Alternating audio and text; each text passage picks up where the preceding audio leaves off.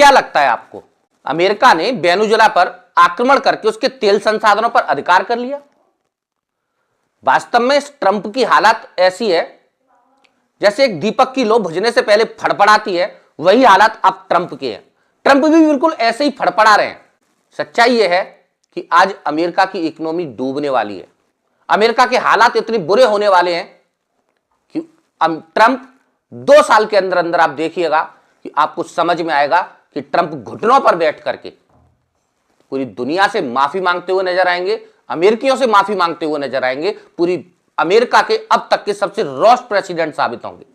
आप खुद सोच के देखो, अमेरिका क्या इस हालत में है कि वो वेनेजुएला के साथ लंबे समय तक युद्ध लड़ सके?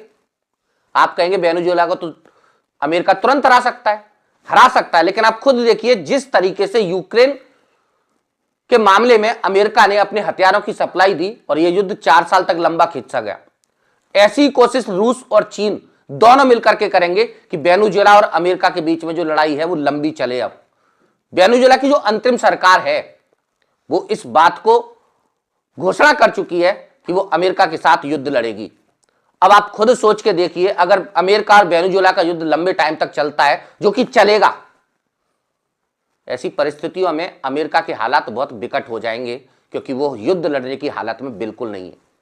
उसके पास ऑलरेडी $37 ट्रिलियन की कर्जा है और इस कर्जे पर लगातार उसको ब्याज चुकाना पड़ता है, और यह कर्जा इतना बड़ा है कि यार अमेरिका की पूरी इकोनॉमी यानी जीडीपी का अमाउंट भी चला जाए तो भी यह कर्जा नहीं चुका सकता। क्या इन परिस्थितियों में अमेरिका युद्ध को कंटिन्यू कर सकता है? युद्ध लड़ने के लिए उसको चाहिए पैसा, और अगर अमेरिका के पास पैसा नहीं है तो उसे कौन देगा कर्ज युद्ध लड़ने के लिए? ऑलरेडी पहले से ही बहुत कर्जे में अमेरिका के पास सिर्फ एक ही रास्ता होगा कि वो उसे डॉलर प्रिंट करके, नए डॉलर छाप करके अपने कर्जे को चुकाए। और अगर अमेरिका ऐसा करता है तो यह बिल्कुल उसके ताबूत में अंतिम कील की तरह है। वजह, अगर डॉलर छापता है अमेरिका तो डॉलर की मार्केट वैल्यू गिरना तय है।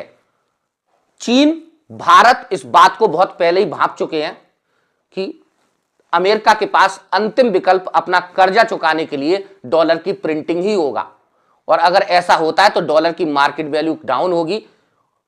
और इसी वजह से चीन और अमेरिका, वो चीन और भारत लगातार